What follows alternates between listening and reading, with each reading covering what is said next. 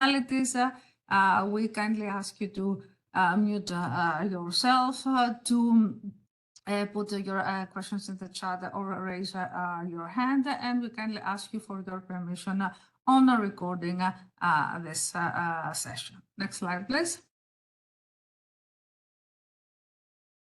You are all somehow familiarized with the context of core vocabularies. Where, next slide, please. The effort ever since the beginning of the SEMIC action was and is to promote semantic interoperability by defining, sharing, and reusing semantic assets, experience, and tools.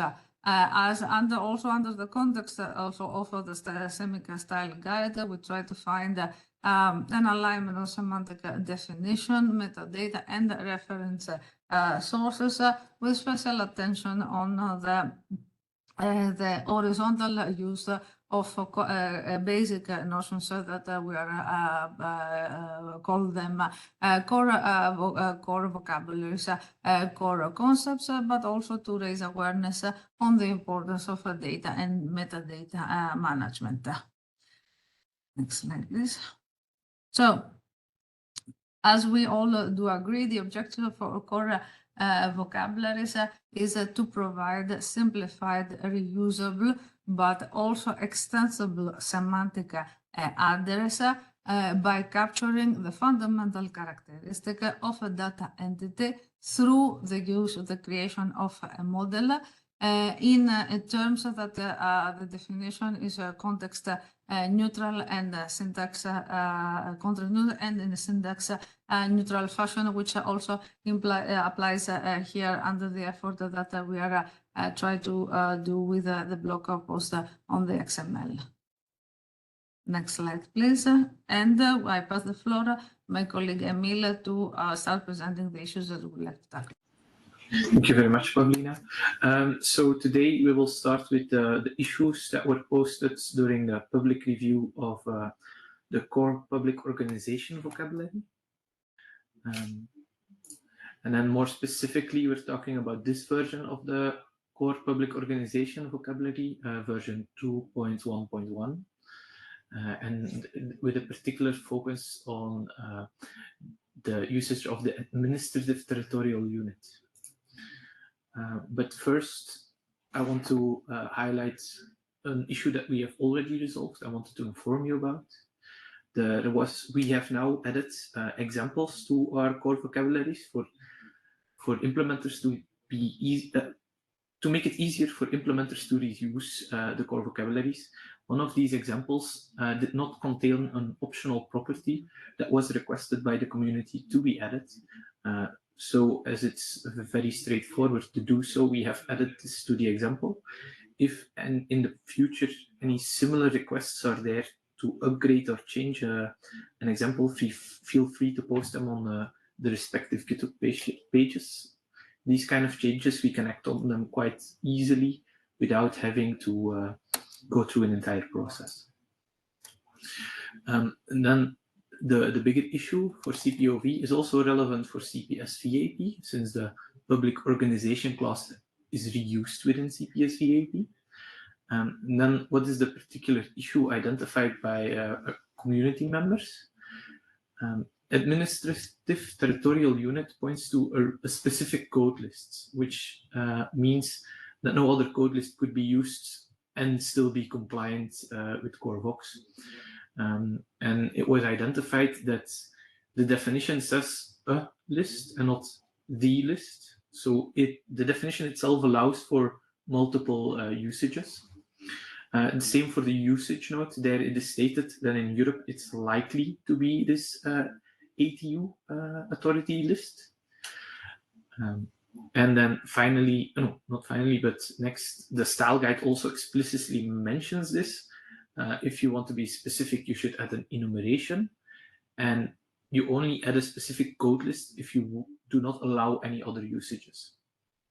And then next, within the public service in CPS VAP, for the same relation DCT spatial, a range DCT location is already used, but the intention and the usage node is the same as for the relation with public organization. Therefore, the proposition came from the community member to make the same change to public organization. Now, this is not a straightforward change. It might impact you, and that's why we want to bring it to the community. So what concretely is the proposition? Within CPOV and CPS-VAP, change the range of DCT spatial to be DCT location instead of administrative territorial unit. And we will maintain the usage node, which recommends the usage of the administrative territorial unit code list. Now I would like to ask anybody from the community whether they have any insights, opinions, or questions regarding this issue.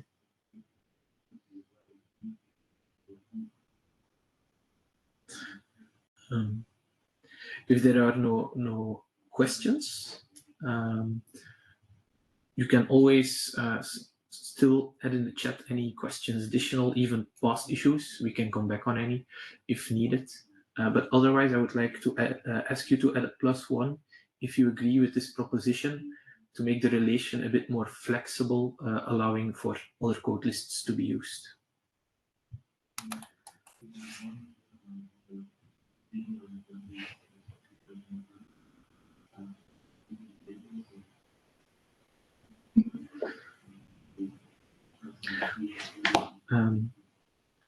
Assuming everybody can hear me and I do not see any messages coming in, would it be okay to move to the next one? I hear no dissenting voices. So I think so, Neil. I don't see any comments coming into it. So everybody also feel free. You can use the chat, but you can also just turn on your mic and ask questions. Don't be shy. We're one community. It's always the same faces, so we know each other quite well. So going from an issue that impacted public organization and CPS-VAP, I will now move to issues that will more relate to only CPS-VAP.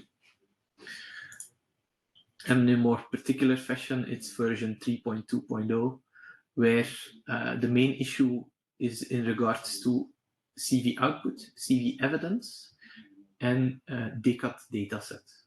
It must be noted here that CV evidence is also part of CCCEV. Therefore, anything we decide now will also impact CCCEV. So we got a request from the community that there is still a need to relate output to a dataset, and the same for evidence.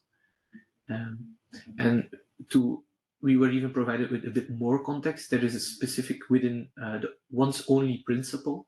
It's a principle championed by the European Commission. For some implementations for the once-only system require evidences and outputs to be related to a dataset. But I do want to provide additional context because we have had a similar issue in our last webinar, and I want to show that we're not coming back on a decision. It's an evolution. So there, in the past, CV evidence was explicitly a subclass of DCAT dataset. And so this meant that if you have an evidence, it needed to be a dataset. This does work with the once-only system.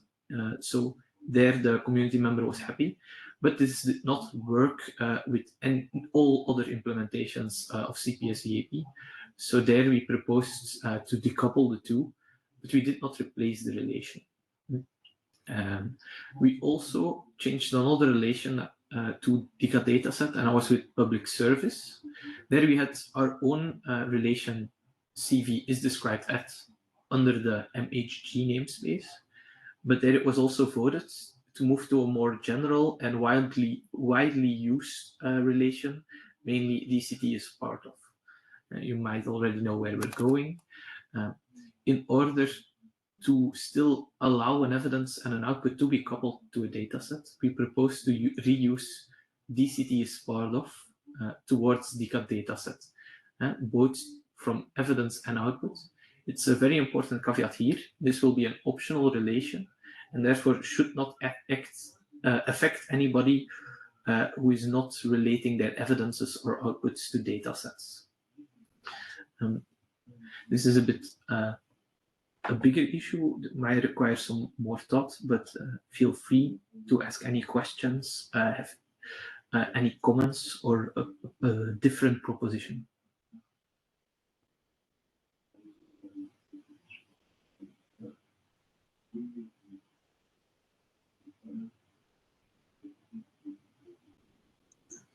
I see the hand raised by Tsongor. Yes, just one comment. I'm not very familiar with the problem itself, so excuse my ignorance, but to me, output, CV output, it's such a generic thing. I don't think it's a good name. I mean, output, it can be anything. Can we find a better class for it, or I mean, evidence? Yeah, that's my. It's a generic comment. So about this CV output. Okay, but that's a total different topic than the issue that we are trying to tackle. So let's first focus on assuming that we use output as it is defined in CPSV AP. This proposal does resonate, or is there any objections from your side?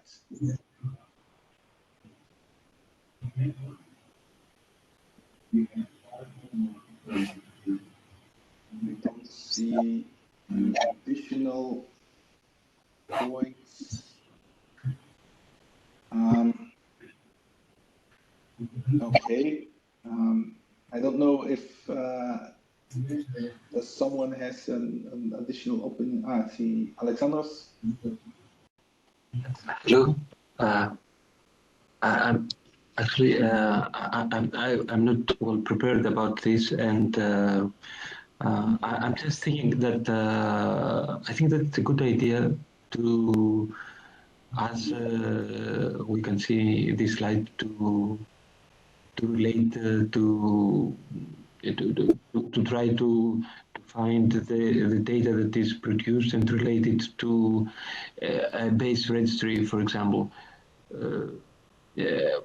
I think that this is a good idea in principle. However, I'm just thinking whether we should exclude the case that the output might be a certificate, for example. Then how a public organization can describe the output. But I'm not sure if that is the case, if the output would be restricted only to data. So that's a thought. Yeah, in general, if I'm right, Emil, output is, and as Peter Tsongor mentioned, can be anything. So it is a very broad interpretation that you can use it for. So it's not solely a digital output piece of data. So it can be a pointer to something physical, like an identity card too. So this is open. So, Alexandros, would you like us to add a usage note clarifying this distinction between when it's data and when it's really a physical object? Well, it might be a good. This might be a good idea, but I do not want to propose something in specific right now, because as I've said, I'm not well prepared. Maybe I'll try to think a little bit, and maybe I will add a note. I know that this is a webinar that we have to decide, but I'm not prepared to make a well well, proposal. I have just expressed a thought, and maybe I may add another thought regarding this, that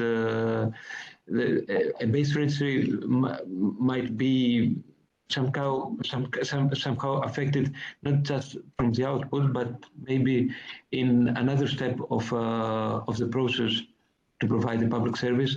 So this is an issue that definitely we have to address.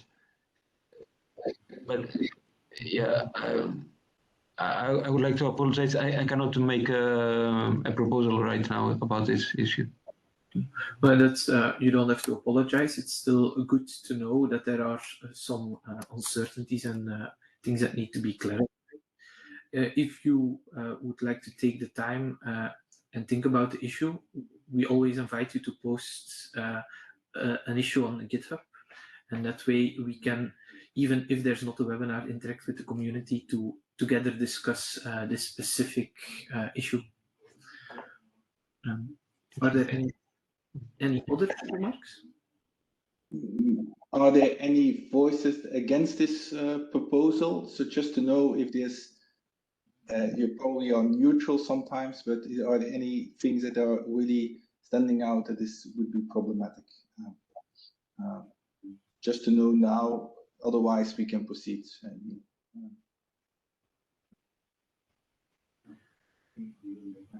don't see any feedback in this level. Okay, let's then we have introduced it. Please have a look to the issue, to the proposal, and if not, then this will be progressed towards the resolution. This brings us to the next concept, which is a more difficult issue, as it requires you to think about the concepts behind and the way we're using CPS-VAP. So the requests from the community was threefold within this issue. First of all, there was a request, how should we use evidence and output when we are describing a public service? And then there are two other requests that are related to the describing and executing. Before I go any further, I want to highlight the example to tell you what do we mean with describing, what do we mean with execution. So CPS-VAP can be used for two high-level use cases, and then within those use cases we can go into more specific use cases. But those high-level use cases are mainly using CPS-VAP to describe a public service that may happen or can happen, as is the case for a catalog of service, to see what is available, how does it function. And within that one, evidence is not really used, because if you say evidence, we're talking about a particular object. While in that use case, you would more easily use the evidence type, which would then, for example, be the generic concept of a driver's license.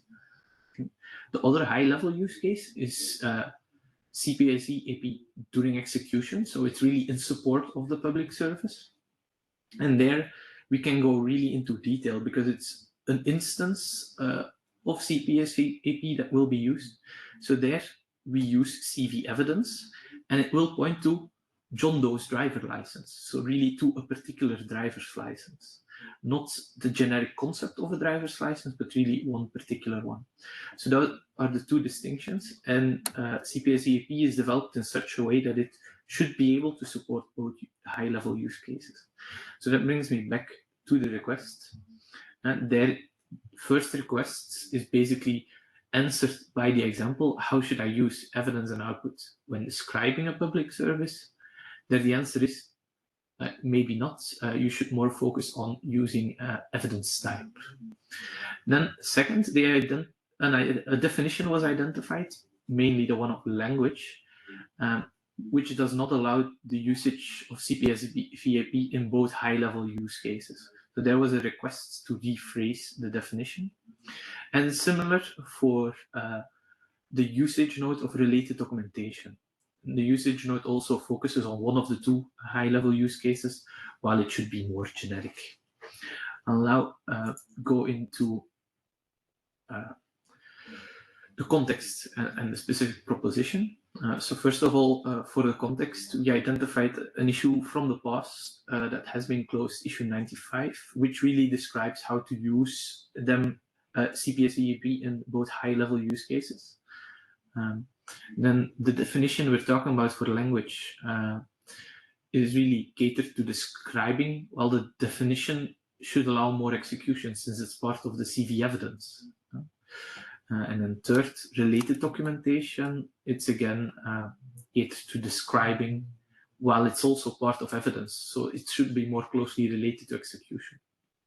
What is our proposition for these problems? Since the issue we closed and the specification itself still brought confusion about the both high-level use cases, we will add this to the specification, a clarifying statement, and add the reference the clarifying statement both in CV evidence and CV outputs usage note. In that way, if you only look at the concept or only look at the specification, you will see these two styles of usage. And next, the definition of language. We should just propose to make it more generic, fitting both use cases, and then this by stating the languages the piece of evidence is in. And this is a generic definition. And then last but not least, the example brought in related documentation usage note was really more related to evidence type than to evidence. So here I want to add to the usage note really a hands-on, tangible example, and that is to add the phrase, an energy audit report may provide more context to the evidence of a home energy score. And here the audit report would be the related documentation, while the home energy score would be the evidence itself. This is what we would propose. And now I leave the floor open to you for any input on this particular issue.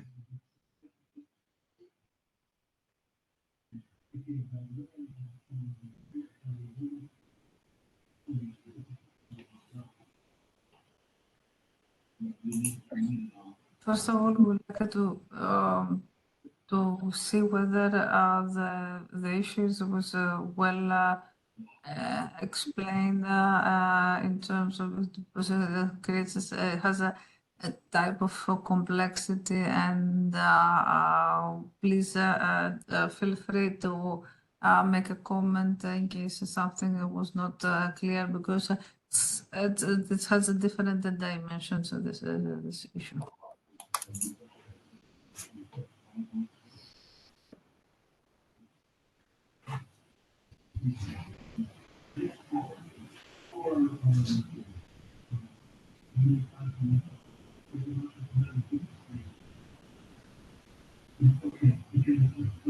I don't see any feedback yet. So I think the most important, and this is well explained on the previous slide, Emil, that you showed, is that there are two use cases of CPS-VAP: to describe catalog of services and the execution of a public service. And that we do with this action try to support both of them to make it available. With no objections to it, I think these are kind of minor, but yet still important to know maybe from you if you are using it more in use case A, or so description way, or in the execution way. So if you have some feedback on that, then we probably will, we can take that for the future as well. To challenge new changes with you if you are using it in one or the other way.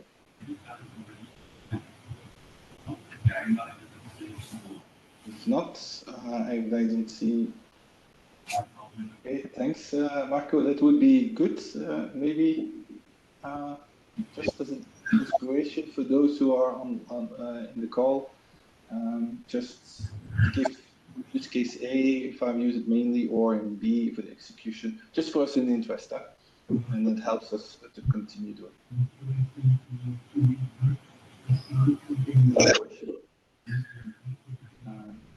Okay. If not else, then I think we can move on. Okay. Thank you very much, everybody. And as Bert said, please keep providing input. So those are actually the only issues that were opened during the public review. Thank you, everybody who took the time to review the specifications since last webinar and post issues during our public review period. And feel free to, after this webinar, still be active on the GitHub page, as we do continuous maintenance on the core vocabularies, and input is always welcome, even if we don't explicitly ask you to. But this brings me to other core vocabulary related assets. What are they? It's a bit general. What have we changed? What are we revamping? What's happening with the core vocabularies outside of just the specification itself? So first of all, as Pavlina already mentioned, we're aiming to make a uniform experience across all SEMIC specifications. For this, we have chosen the usage of respec, which allows us to style all the core vocabularies in a similar way as DKTP, and it also aligns with how other major standard bodies publish their specifications, mainly W3C, of course. Then, as I mentioned earlier with the specific issue, we have provided examples in all the SEMIC specifications. The examples exist as a turtle and as a JSON LD file. They are really integrated into the HTML page. And as you can see on the right-hand side, we have buttons to go to a validation service, open it in a converter, or copy it. This allows you to play around with it a bit more nicely. The converter, it really allows inline transformation of RDF into the JSON LD turtle, RDF XML, and trick formats. This inline, it means that you don't have to upload any files. You can just play around with it within the browser, which we thought brought some added value. Then the second service is a validator. It reuses our shackle shapes, which are part of the specification.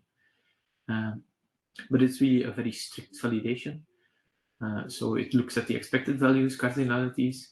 So this is also something you can play around with when doing an implementation. How will it validate, how strictly, and how to approach things. Finally, we would like to mention that currently this validator and converter, we don't link to the Interoperable Europe testbed, but we would like to do that. So we are investigating how we can easily integrate these two things, but maintain the same user experience. If we are able to establish this connection, we will, of course, transition to that platform, as it is also supported by Interoperable Europe, allowing you to stay within the same ecosystem.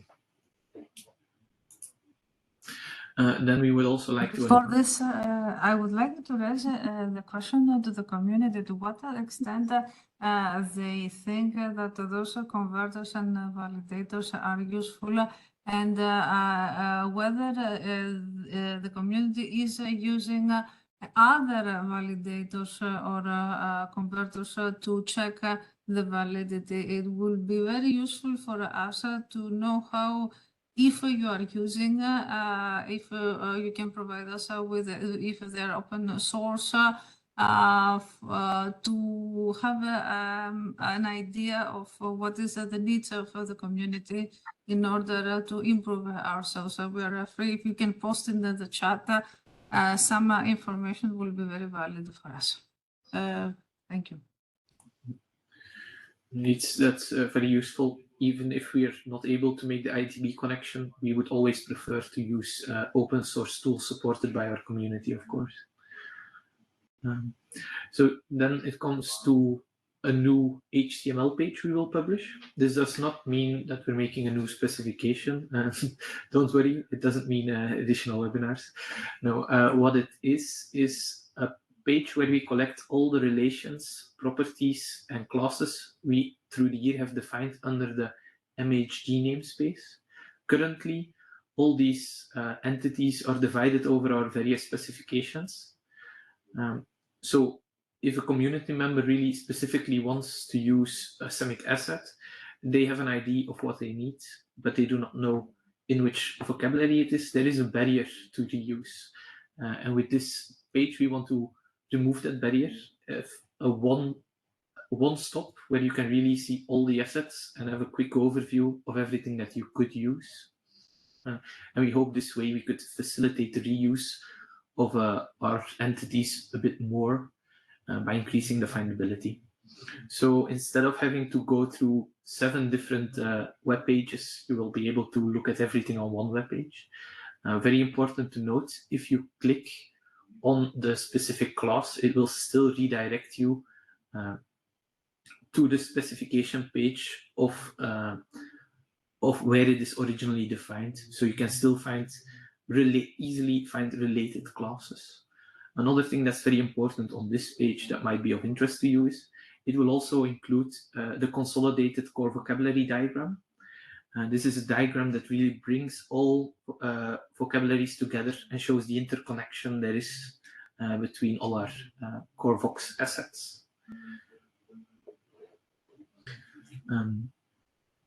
Then the last update regarding our additional assets is in the past we have had a mapping with schema.org from our core vox.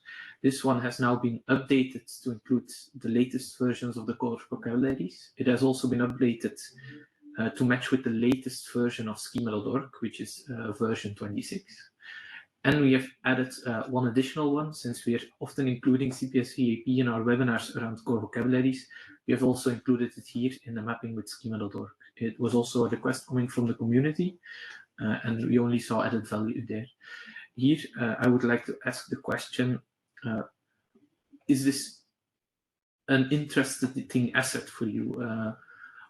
Are you often reusing schema.org and trying to relate it to the core vox? Let us know in the chats, or raise your hands or speak up if you like.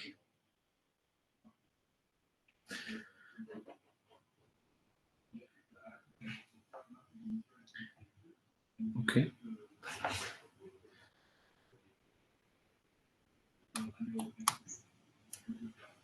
Anyone who wants to give a feedback or on these different elements that's on cross concerns of the core vocabularies?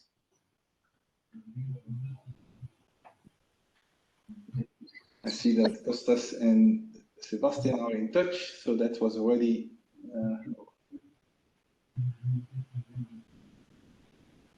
I would like to ask the community if they have already used the initial mapping that we have provided and to what extent they found it useful. They have some suggestions on this. It's not an academic lecture. There are webinars that we want your feedback on this, and we needed to see the things that once expressed as a need and we are trying to keep them up to date are being used actually, and what we can do more to improve ourselves. As you can see, the effort is on updating the specification, updating the way that we are presenting the specification, the different validators, the mapping. So we needed to have some feedback from your side to see whether we are on a good track. Okay, I see in the meantime that Rita mentioned that schema.org is quite messy, so which is we are aware of course, and it's the reason why you have a separate mapping so that we are not having it directly integrated, but as a mapping available. And that's what a bit of Marco points out as well, saying this mapping can be used, or such mapping can be used to integrate more things together. So maybe a question to Marco. Do you actually use schema.org mappings or something to facilitate your integration efforts? Would this help? Do you actively use it, or is this kind of just a new resource you discovered? Well, personally, I don't use schema.org and I don't know it that well, but I know that colleagues of mine are involved in several national projects that do and that involve products and services. So schema.org would be a nice way to map our local models to each other and to other European models. Any mapping on a European or international level is welcome. Okay. Yeah.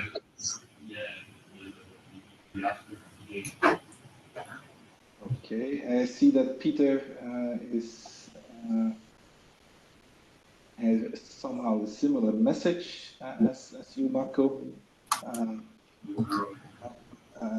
Are there on the table people that like Marco, but not directly, but maybe you or your teams are using it, and that you say, okay, this can be shared, because this is something that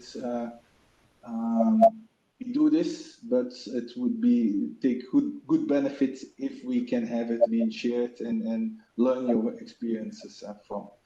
Otherwise, it stays a bit of a, as Pavlina mentioned, a bit of an academic choice how it is. So we would like to bring this somehow into the practice and to get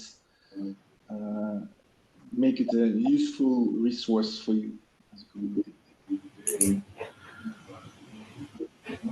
Just looking around the table, no other hands raised. I don't know if Peter, if you want to comment further on.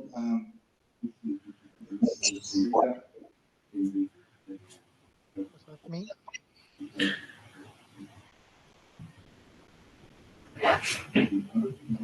No, I simply think it's best practice to do mappings whenever you can. It's very nicely on the way.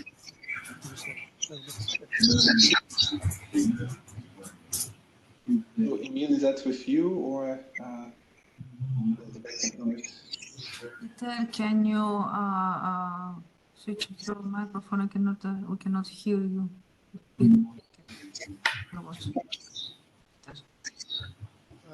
Does it help? Hello? Peter, we cannot hear you.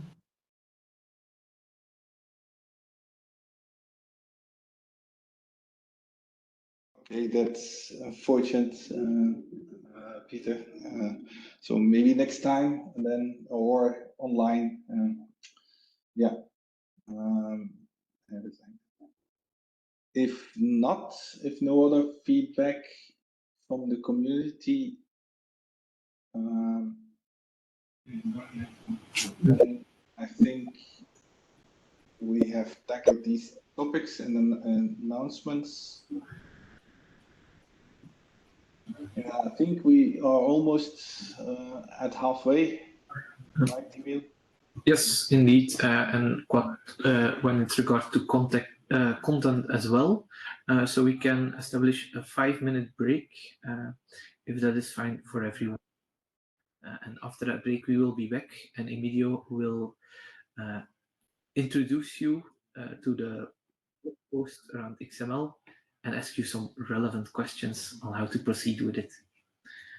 See you all in 5 minutes. That is at 13:50 that we expect you back.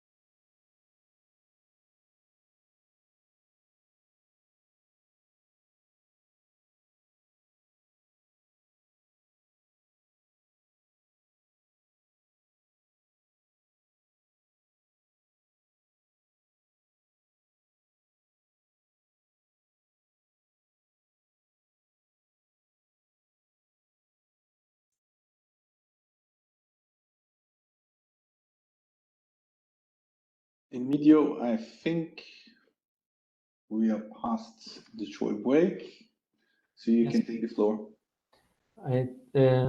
You should see my screen with a short break. Yes, indeed. I move to the next slide. Thank you for people staying with us. Indeed, in this part, it's about moving forward from the semantic interoperability to technical interoperability. The idea is that within the style guide, what was already being the approach is that we start from a conceptual model, and we derive usually artifacts, different type of artifacts. First of all, artifacts that are concerns the conceptual model. So, for example, ontologies, shackle shapes. We've seen also, let's say, shackle shapes to allow to do conformance, but also JSON-LD context, for example, to support developers in implementing API. From this conceptual model, we can derive also other type of artifacts, including the XML schema, and that's the topic of today. In the SEMIC Support Center, you might have seen, and then maybe I can share also my screen on that part. I can put it over here. In the SEMIC Support Center, you might have seen the announcement of the blog post that you see on the top right. But if I keep scrolling down, you see the two blog articles over there. The one of today is on the one on the left. I don't know if you had the possibility, all of you have the possibility to see such a blog post. Indeed, the idea is that we, as a semantic engineer, we start with describing a conceptual data model, and we want to go towards a physical one, and that's the case of the XML schema. So in the table of contents you see there, there is some introduction, but then we start to see what kind of challenges we face when entering an XML schema, because an XML schema can have some restrictions, and you would like to find a way, or at least to see what kind of ways I have to describe the same concept moving from RDF to XML schema. I see Peter commenting. If you thank you, Peter. Sorry, I see in the chat for the Peter before, and I maybe is broad used tomorrow. That's for the previous. That was yeah. for the previous. Yeah. Okay, go ahead. Thank you, Peter. And also, for example, when you design an XML schema, you need to think about how can you make it flexible at the same time, because of course, like a conceptual model, you will modify it over time, and so you would like to make it more flexible. Last, let's say there are some different approaches to move in a way between an RDF on XML schema or vice versa. We will see them. We will see some of them along that. So the idea here is indeed to focus on certain open questions for those that are interested indeed in dealing with XML schema, because we would like to see, okay, if we want to implement the core vocabularies here in XML schema, we have some open questions towards the community. And then I move to the next slide. This is what I was already mentioning before.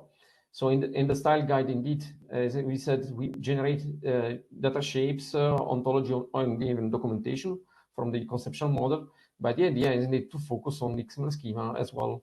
So we don't basically having the similar approach. One of the in this slide, you can see also a link to the mural that you can participate. And I see mural. Emil provided a link to the mural in the chat. That allows you to comment over there, not only in the chat, but to comment over there opinions, of any input feedback you can provide over there. If you're, I hope you're acquainted with Mural. We've been used already in previous webinars. It's let's say it's a point and click application, let's say, that you stay still in the browser to work on it. But in the meantime, I described, let's say, the question. Like any other conceptual model, you would like to define metadata for the conception, and it happens again for the XML schema. For sure, indicating the version of your physical data model, in the case XML schema, it's important. But of course, there can be other type of metadata that you would like to describe. This could be anything like, for example, accreditation date or provenance, like who is the author of the schema. So the question is for the community, what is the minimum data needed if we want to create now an XML schema aside the version approach? If you have any opinion or feedback, don't hesitate to write it down. There will be different questions here over the slides, so they might take some time, of course, to think about. And if you have even in a portal where you publish your XML schema, it's also good to point them out, so we can have a look even later on after this webinar to see, for example, approaches adopted by different portals in Europe. Berto shared with us then join the JSON listed of XML. Okay, but here, thank you for this. We will try to focus a bit on the XML.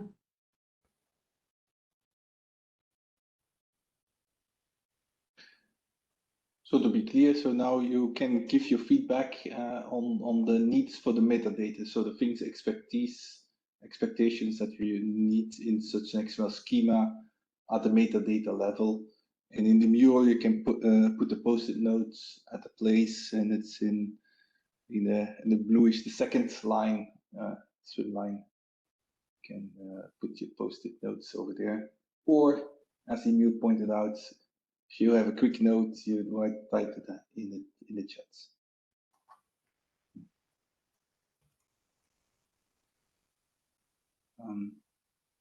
We want to be this bit of interactive so that you can give us some feedback in this case.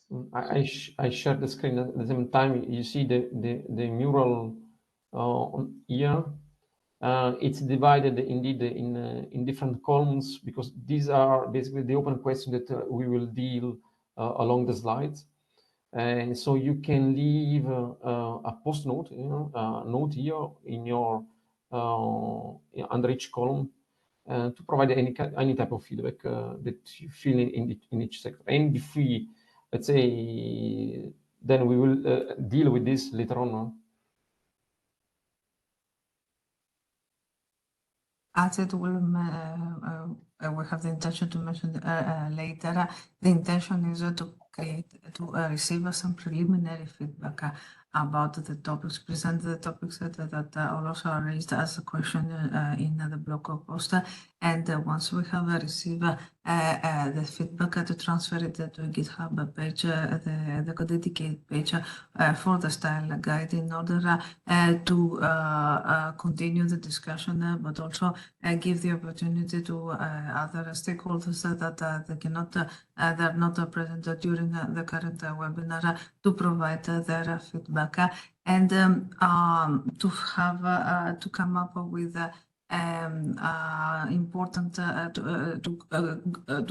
follow up this discussion and reach out to some conclusions, because as we mentioned, I mentioned at the beginning of the webinar, it's very important to receive your feedback on to what extent you are using XML serialization. So to what extent you have created your own XML serialization for core vocabularies at the national level to cover your needs.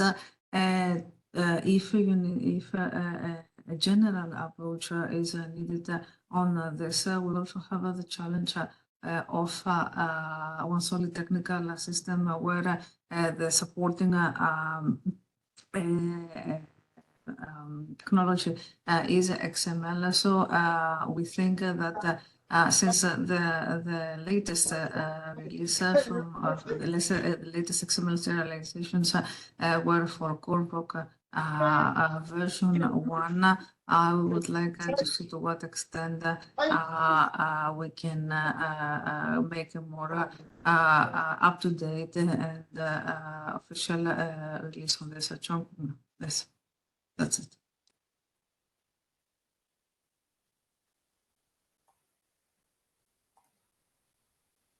Thank you, Paulina. And I'll let people provide feedback over Mural. Maybe I move to the next slide. The next one is quite interesting because when creating indeed an XML schema, let's say aside the concept of the types that can, let's say, are reflected by the conceptual model, for example, a type of a person, etc. We need to also define data types. There are some data types that are already intrinsic in the XML schema. There are some other that are coming from RDF. For example, I think here in this slide, the example of literal. The literal itself is indeed defined as itself is defined into RDF, but not as an XML schema. So if we want to translate this into an XML schema, how do we want to bring such mapping here? We could bring it on one end as a simple type with the restriction on a string. That's one way to do it. Another way could be using, and that's what is reported on the right-hand side, the W3C recommendation, so SDL.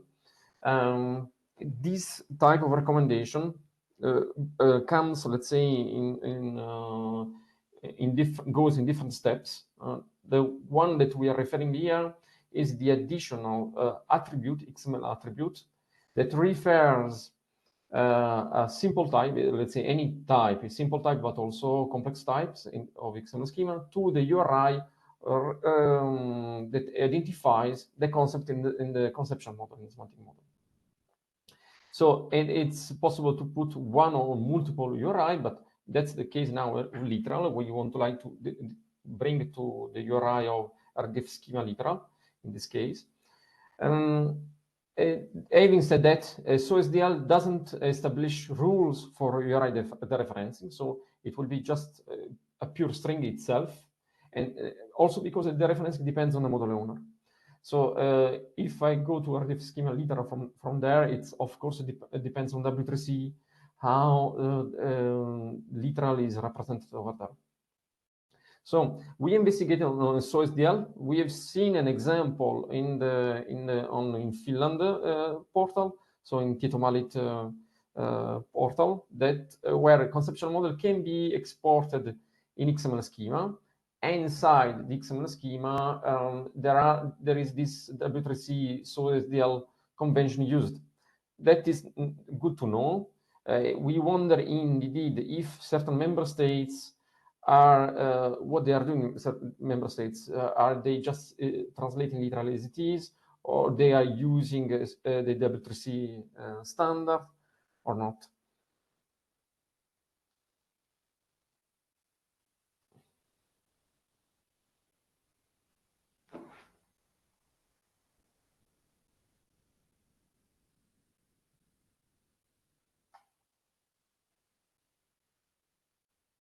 I don't see any immediate feedback, but so in here it is to know how you reference to your entities. Do you have a particular strategy for that?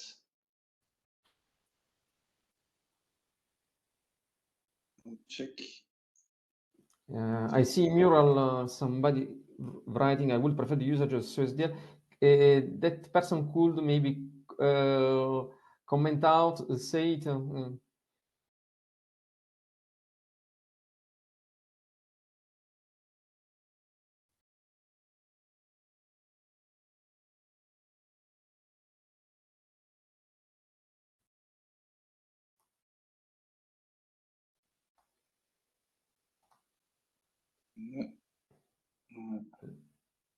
Any opinion further on it?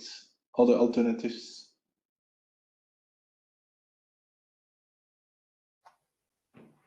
So yeah, Marco, for him this exercise is a bit obsolete.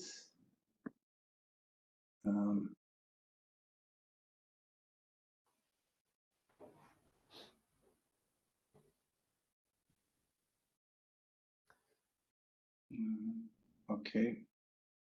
If not, but this is a consideration, this kind of consideration is important.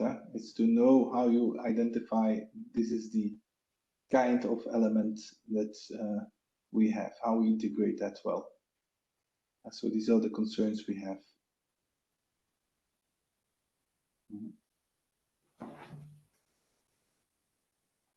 Medio, let's introduce maybe the next one as well. Sure. So moving to the other one, it's related to the previous slide. Over here, indeed, as we know in the core vocabularies, but also the application profiles rely on existing specifications. And I take the case here of DC terms and FOV. In the case of DC terms, there is already an XML schema equivalent to the RDF. So it could be possible already to reuse it. But the problem, for example, is that FOV doesn't have it. And if we want to translate the core vocabularies on the application profile into an XML schema, we should take this in account, because then we need to, in a way, re-implement what is the FOV in XML schema. And that creates, of course, a problem, because not only about auto-readiness, but also we can imagine that other member states, those at least they try to do the same approach, they would have implemented their own XML schema within FOV. So and then the question is arising, because what kind of approach we should consider when using external namespaces, external to the core vocabularies or the other, let's say, those used by SEMIC, when implementing an XML schema. Because, as you can imagine, everybody can implement it in their own way. And not only, let's say, in the case, it's not all, of course, for FOV, but there are other vocabularies that are not expressed in that way.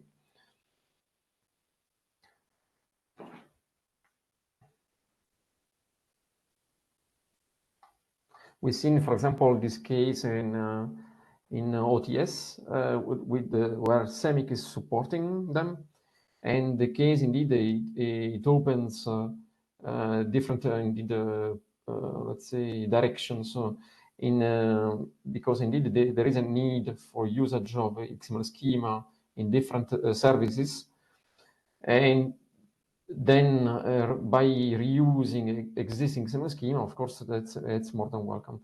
So that's the idea.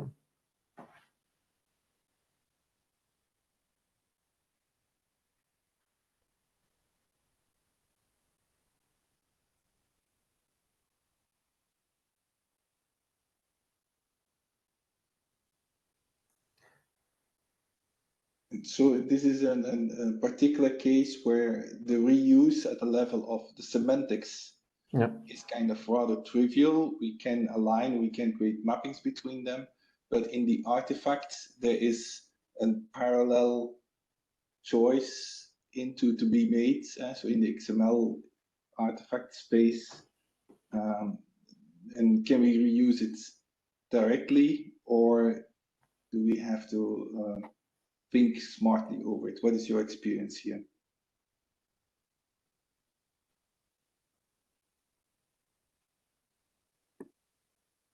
We would like to hear from people that have already implemented XSDs and use them in other member state to share their approach. Perhaps Sebastian can take the floor. Thank you. Yeah, we use XSDs, but we take what we get from the SDG implementation, the serialization there of the data model in XSD. So I don't have an opinion at the moment here. Did you use using core vocabularies in your implementation, the national implementation, and created your own XSDs for this or not? And if yes, did you face this problem? Now we use the XSD files that come from the Commission in the SDG implementation, and their core person, core vocabulary, core location is already put in an XSD. Yeah.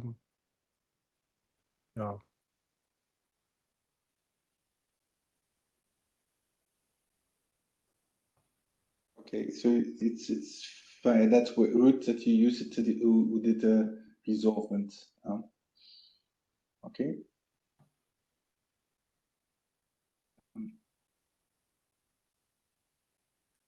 All XML, Peter, what do you mean? All serialization? Is that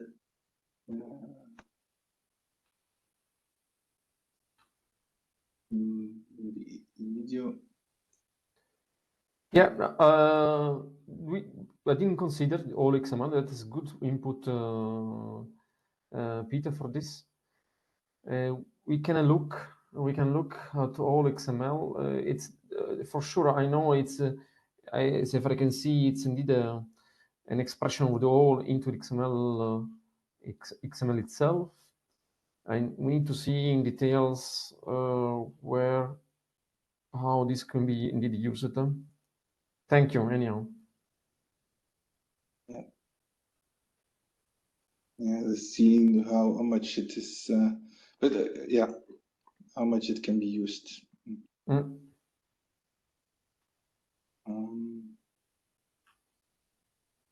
Okay, then next. Can I just say something about OWL XML? I think that's just a serialization of OWL. So it's not. I think it just serializes an OWL ontology in XML. I don't know if you can describe some other data. Yeah, that might be the case. That's the reason why I was a bit of hesitant too, because. Yes, that's what I know about it, but. Okay, let's introduce the other challenge that we have, because I think we have still some challenges ahead. Sure. Within this slide, we think about how we could indeed structure an XML schema. The idea is to divide in different blocks, so that there can be different level of use of such XML schema.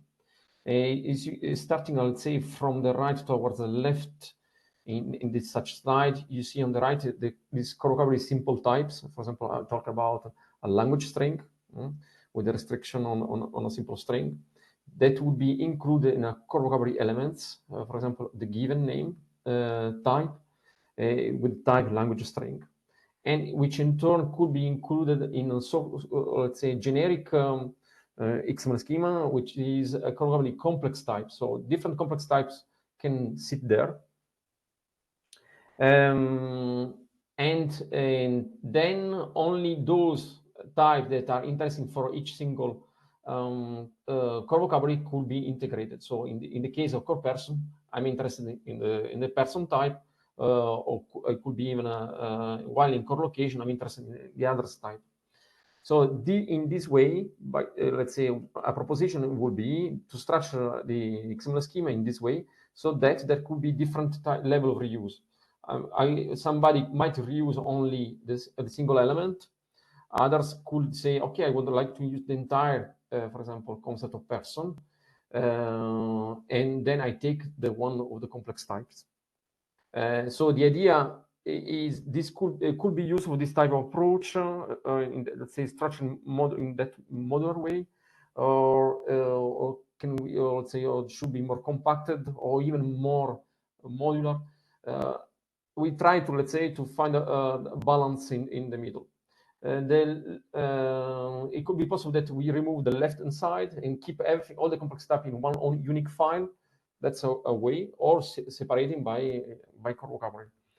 That's really something, depends on the needs of the community itself. So if there is any input, more than appreciated.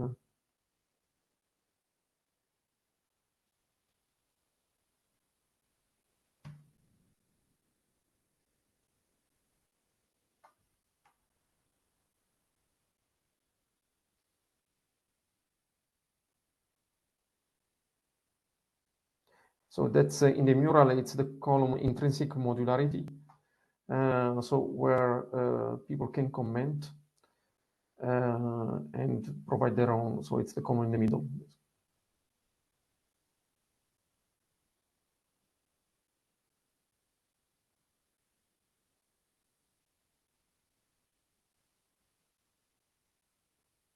So the additional question to this is that, do you see the usage of the XML artifact as per core vocabulary, or do you see it more used at the whole and the consolidated diagram as what Emil showed before the break? We say, okay, it's sufficient to be at that level, and then we work at that level. It's an alternative question for the same modularity challenge.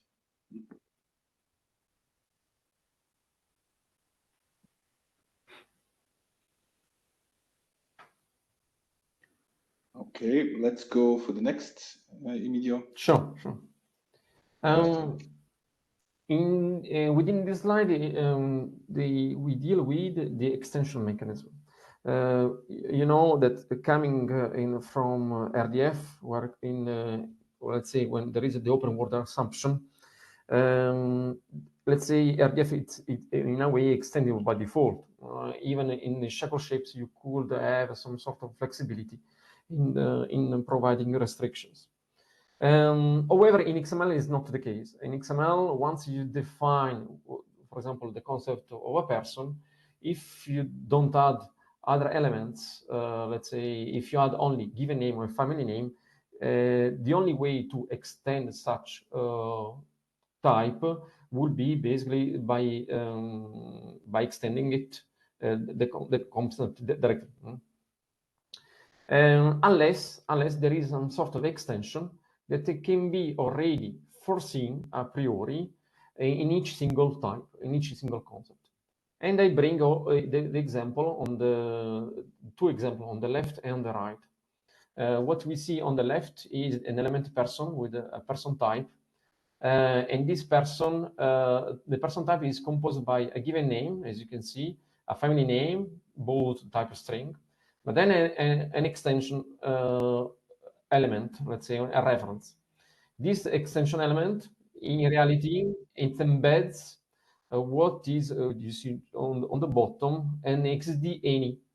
Basically, XD allow XML schema allow to create thanks to the any element to add any type of element within it. This approach, I already can tell you, is being considered by UBL, for example. I will talk this later on, as an approach to extend basically an element from the beginning. So you can have different type of an element inside the extension. On the right-hand side, there is another type of approach that could be taken in account. For example, you see, again, the same person type will give a name, a family name, but there is also what we call a person augmentation point, or it's also, again, the same type of extension, But this element is defined as an abstract, so you need to define basically the element that will replace it, because indeed an abstract element cannot be reused per se. So in this case, we have a person extension type with for example, the element person date of death. So that could be added in addition to the as an element in addition to the current person, which has only given name and family name.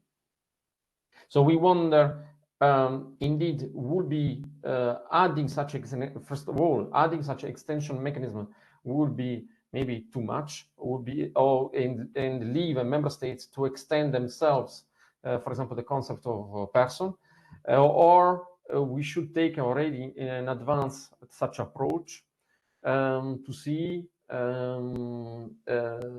take, let's say, adding already in this kind of schema an extension element that would allow to add any other type of element within it. So how far we should go? We can still stick to the basic. I have a person with given name, family name, for example, but even or adding even an extension element.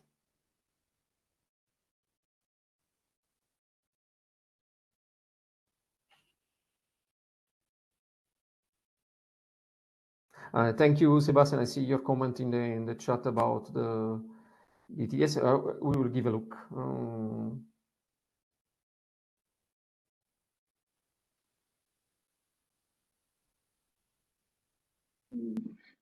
Do you, to the community, if we would have XSD descriptions of the core vocabularies, do you intend to use by reference? Because this is where it has to deal with. If you use it by reference, then you typically might be interested in an extension mechanism built in. If you do it by copy and you say, okay, I'm actually starting from it and I'm creating myself a copy and I elaborate it, then you probably will follow your own approach. And there's a bit of, I think, the difference as well, if we have to provide it upfront or not. So this might help give you a kind of what is the preferred way of reusing it and give an insight if whether or not, to the first question, we should provide it.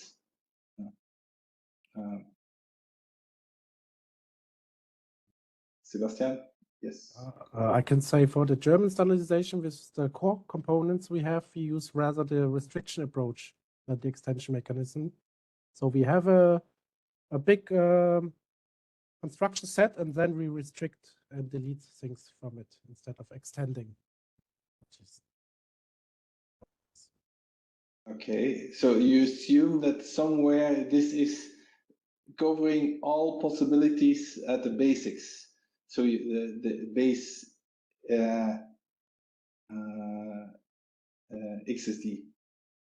Yeah, we think so. That it's in domains, public administration domains. It's now we don't need the open world paradigm, but we can build on the fact that everything is known in legal legislation text described, and yeah, that you can construct with building blocks the concrete messages out of a big set. But yeah, but of course I can imagine moments where you want to extend instead of restrict. Yeah, what I'm thinking, going back to the previous slide, by splitting the complex types with the elements, with simple elements like the properties given name here in the middle of the slides, this could help about the restriction, Sebastian. In a way, you instead of recreating a person, you reuse certain properties a person. This could be a way, right? No, it might be. We oriented us versus a UPL and the way it is done there. It was BCC, ACC, ABSC. So in our modeling environment, you also have to derive technically, put stereotypes in, and also for the conformance process, you need to say why you did not reuse something and why you created your own concepts. Okay. So I think we built up a very complex overall stuff on it. I understood.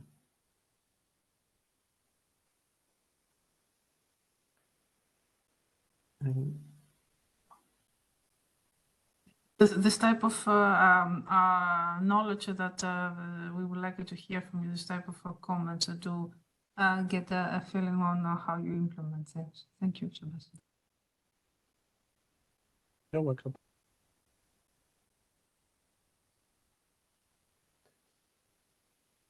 So then I move to next slide. These slides deals with, let's say, two problems at the same time in a way that, as we know, in moving from let's say on the semantic conceptual model into RDF, it's possible to have multiple inheritance. So a class that's subclass of one or more, let's say, and as be also having multiple instances. So let's say an instance can be a type of different type of classes, for example. That is not possible in XML schema because XML schema supports only single inheritance, and it cannot be possible also that an element is of multiple types. Then one possible way that we thought is, okay, if we want really support this kind of approach into XML schema, maybe one way could be by means of groups.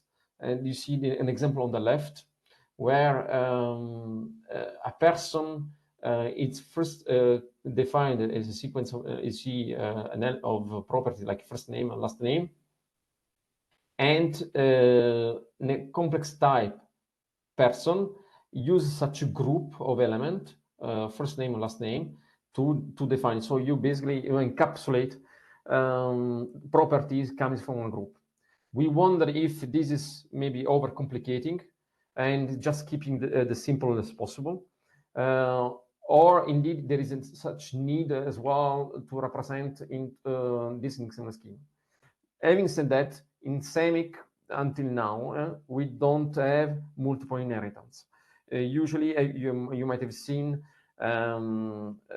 person organization are inherited only by a single class. So there is no such need currently in SEMIC. That's why we could even keep it simple. The question is indeed, there is any need for users or possible potential user of the XML schema expressing the multiple inheritance? For example, I would like indeed, and that's what I put the case on the left, having the concept of host that is in a way subclass of, that's what I try to represent, of course, with the concept of group, a subclass of person and legal entity. Of course, the inheritance, it's mostly having properties that come from one and from the other. That's the only way that we could see as an expression of the, let's say, multiple inheritance. Then, if this is overcomplicated in XML schema, we can even stop there and say, okay, we only define the concept as they are, and that's it.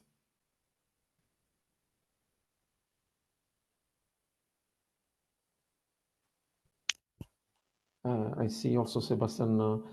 Thank you for providing a comment on the handbook on XML for public administration.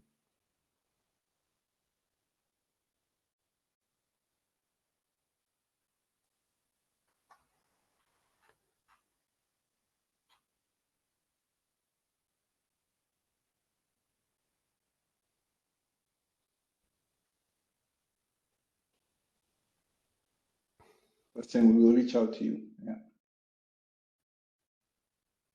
Sebastian.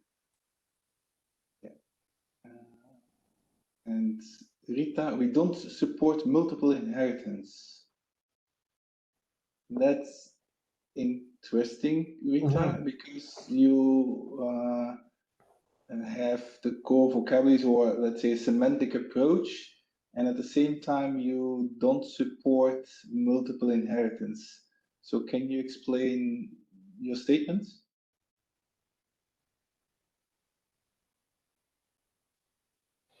Yes. I mean, in our tool, we have ontologies and so on, so that in ontologies, we don't support multiple inheritance.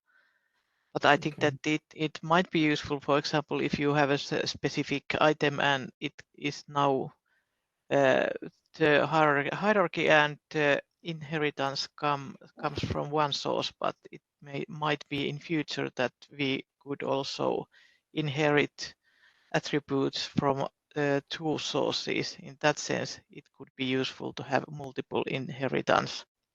But currently, because we saw that it's difficult to implement, so we just decided that we support only one, not multiple, but one inheritance from only from one source. And how you, if you somebody, because it's, I know you are working in, mainly through the semantical points and then generating. So that's interesting because we usually don't restrict this at any point in level, and then it's just we encounter it when we generate the artifact. In this case, XML, where it's a very challenging question. We know that in the structure of XML, it is, you have to be careful about it. So now I would like to know how you restrict it, just as an inspiration for the others.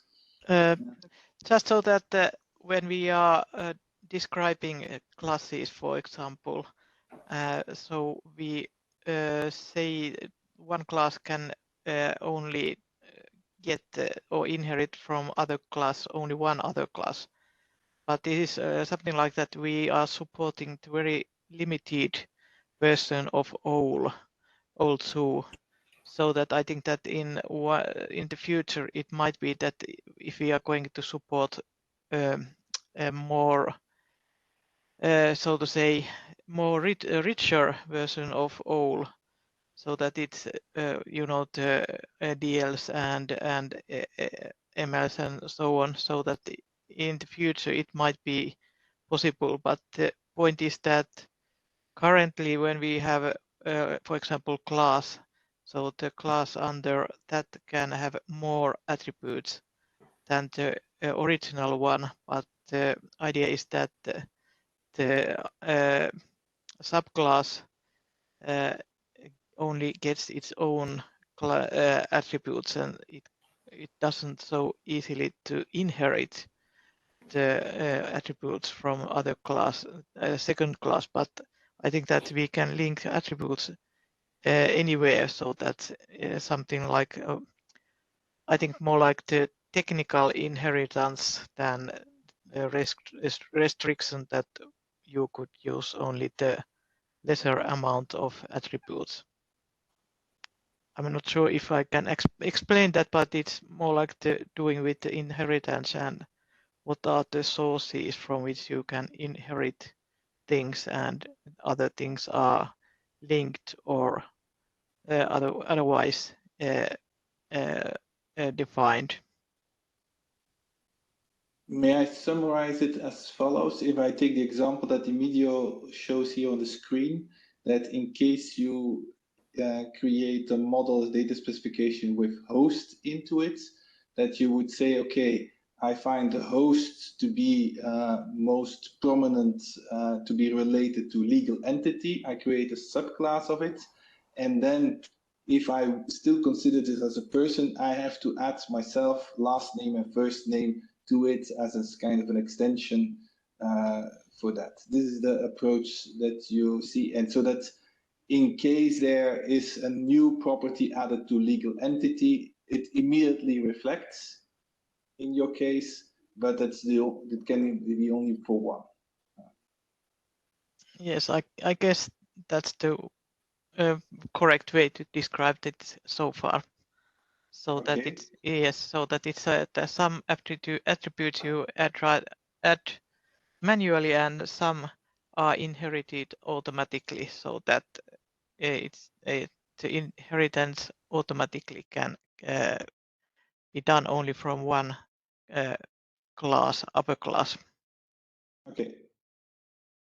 Okay, so you encode this and you have taken care of in the semantical layer that this would be, let's say, to generate, but you don't, this situation doesn't occur. Yes, and I think that also in our tool we can, when we inherit the attributes, we can of course say that this attribute is in use in our shackle shape, and other attributes may not be used in our shackle shape, so that we can, so to say, put lights on or lights off of the attributes, but that means the inherited attributes. Okay.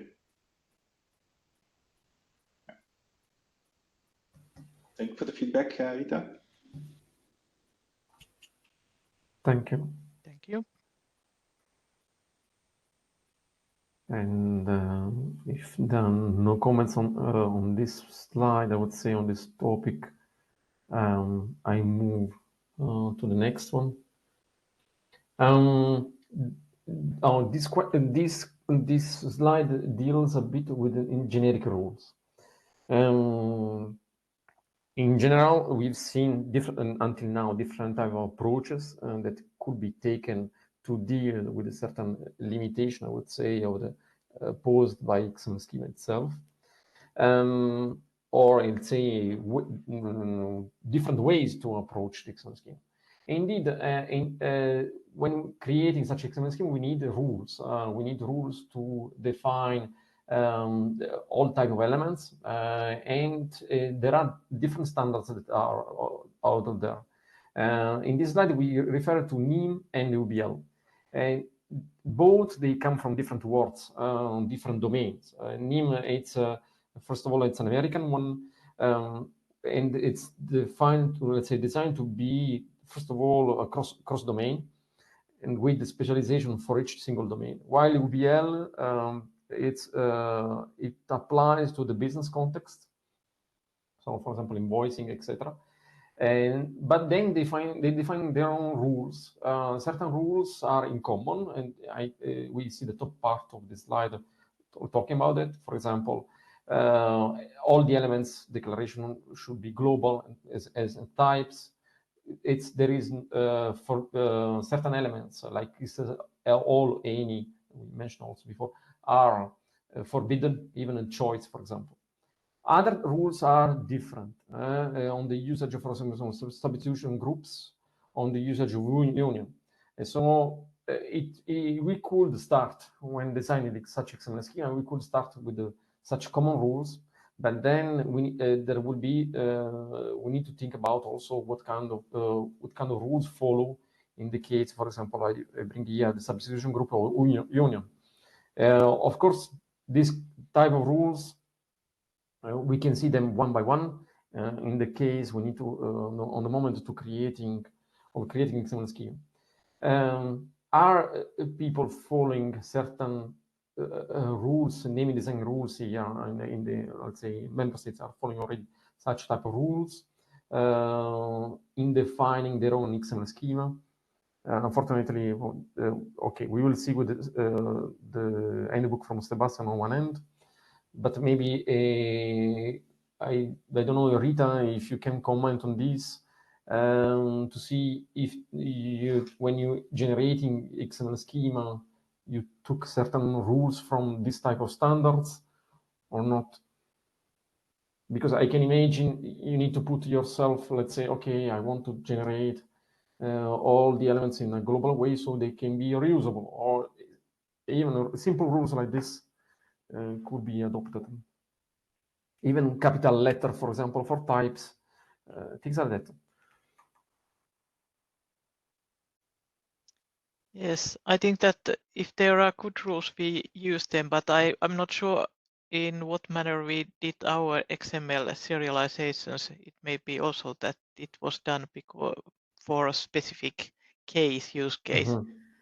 But I think that as you say, if there are, so to say, international naming conventions, we should stick with them as much as possible, because that is very good to, and it increases the interoperability.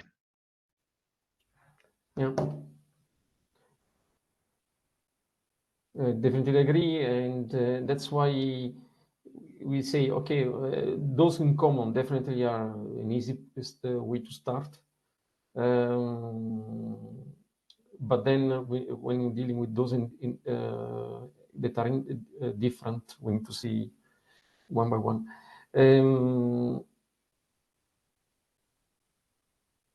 Then we need to also see how these rules can be applied. And I don't know if anybody else has a comment on this topic, but I could move to the next slide itself, because these rules detect indeed how an XML schema will be structured. And it means that a validation mechanism could be also interesting into this. There can be rules, let's say a validation mechanism to validate an instance of XML against the XSD. I bring an example here of a person with a given name and family name that should be validated against the person XSD in this case. And we wonder indeed if there is a need, first of all, for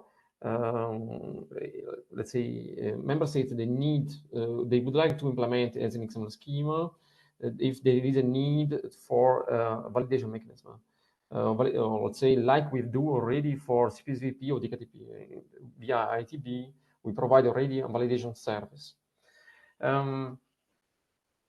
Therefore, we could, if there is an interest from the community, we could even think about to provide such type of service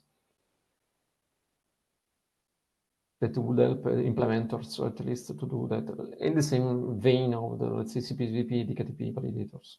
But here for XML schema, we are aware that ITB support that. I think Kostas can comment on this. He already jumped in the conversation. If I remember well, there is XSD, but also schematron validation, right?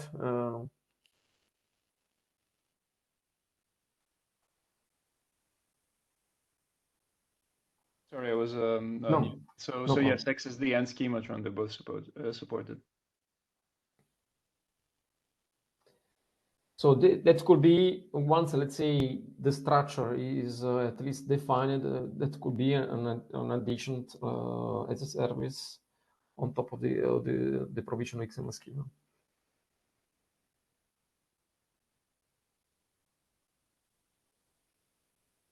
I'm aware that in Germany, schematron is also used. And on one end, there could be an XSD. On the other end, for example, when dealing with, go back to certain rules here of the XML schema itself, then we could even use schematron to guarantee that the XML schema generated respects such rules.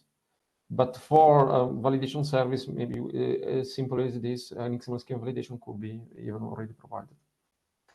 But of course, it depends on the needs. I think we need to still deal with the XML schema structure.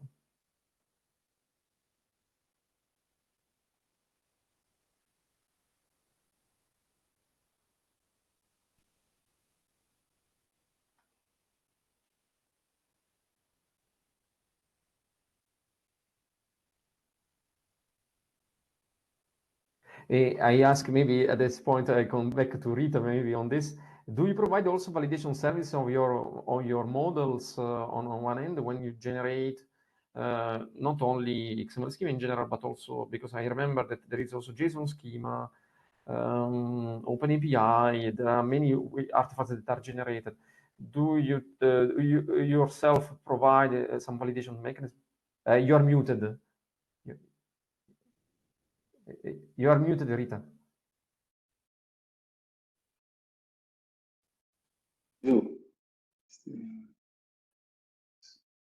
We produce, they come automatically, and so that if there are, of course, we have plans that it could be useful to have some kind of validation so that we get some kind of, for example, XML file or JSON file, and then we could validate with our tool that is this file valid or not. But so far we haven't done that because it's also something that is on the backlog, but very low there because we have more things to do. Yes, of course, totally understandable. Yeah, but already providing, again, to me, an XML scheme itself or something that generated, it could be reused, it's already an achievement. To say, okay, it's an artifact that I could reuse in my own data model. Do you have any or some experience in your country, Rita, of reusing XML schema? Or until now, for example, how do you measure any way to for reusing of such artifacts? Currently, we don't have it. There are some discussions, for example, of some users that should we include enumerations or not, for example, and then what kind of is the root node or whatever, so that they could already, when they are modeling things, they could provide some kind of hints how the serialization should be done and what node should be used as a most the root node and so on. We have different kinds of questions, but currently we are now investigating because we are creating our new tool if XML is really needed in very wide way, or what are the features that our users are needed, because there are, I think that there are many users that, for example, use API serializations and they are not at all interested in XML. So that it's something like that the users, we have asked from the users what kind of features they are interested in the very same way as you are now asking from us. And we have got a variation of answers that we try to create some kind of coherent view of what are the most important features, and so that I totally understand you, and I believe all these questions that we raised here, they can be applied to any type of other serialization, even JSON schema. Okay, now we measure the impact on, let's say, the needs of the schema, because we've seen, let's say, existing systems using XML schema, and sometimes say, okay, SEMIC could maybe provide support on that. But indeed, all these kind of questions, not only validation, but let's say how to structure even a JSON schema, will rely on the same type of issues. Sure, in that sense, XML provides already some data types that can be reused already into RDF. So there is some, in a way, already add value bringing from XML. But indeed, modularity or etc., that's always the same type of discussion that you could have.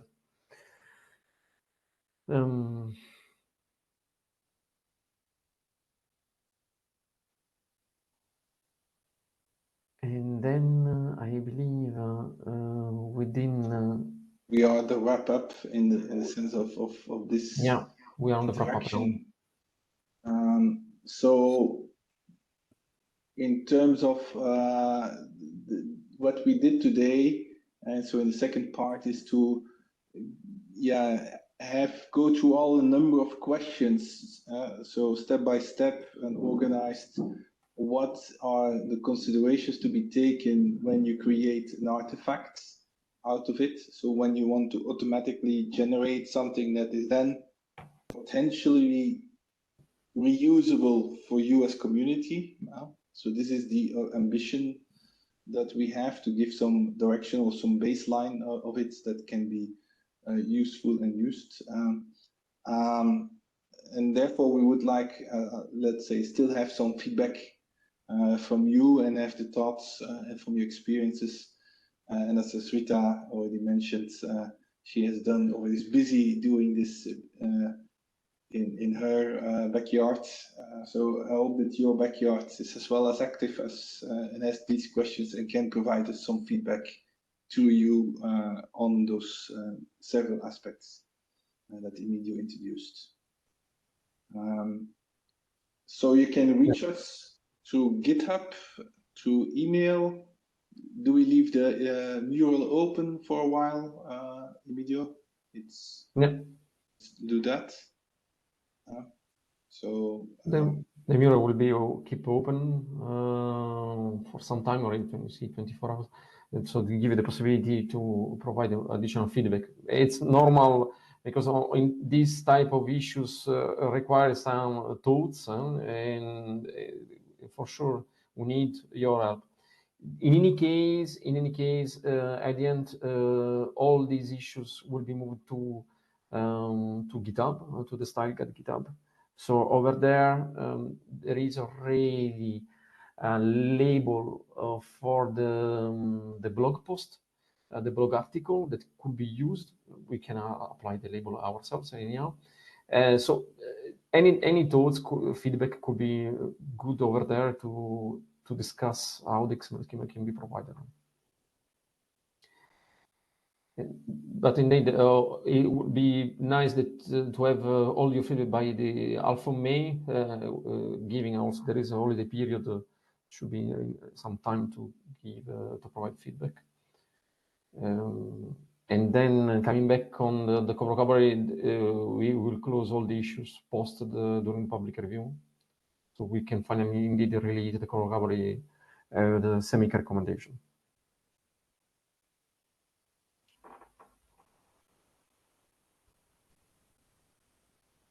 Any feedback from the community before we say goodbye and till the next time?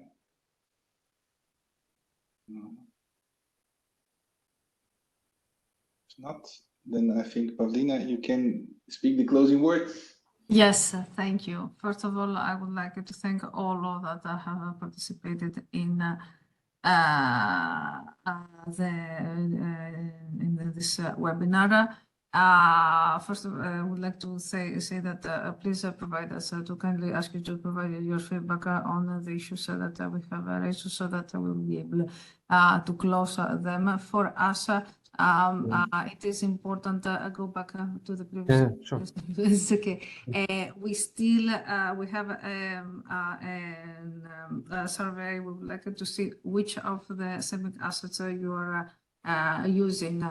And I would like to stress once again the fact that we would like to provide up-to-date and useful serializations for our approaches. That's why we triggered the discussion about the XML. We try to, it is our intention to provide up-to-date assets. So bear in mind that the previous XML serialization, which is in UBL, does not 100% compliant with how core vocabularies are now are shaped.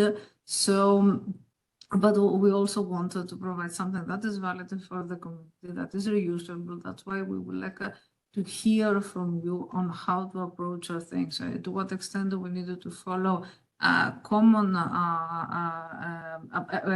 well-established approaches such as NEM or UBL, or we go towards an alternative guidelines and solutions, and how we shape them, and in terms of guidelines to the community, because it is very important for us to provide something that is reusable and well semantically established. So in case where you are not able to provide us with feedback, please, I would like to, we highly appreciate that you can share the link from to Mural as well as the GitHub issues with your colleagues, and it is very important for us to give us your feedback so that we know how to proceed.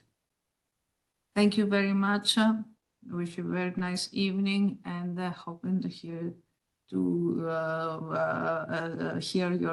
feedback into GitHub. Have a nice evening. Thank you very much. Thank you. Thank you. Bye.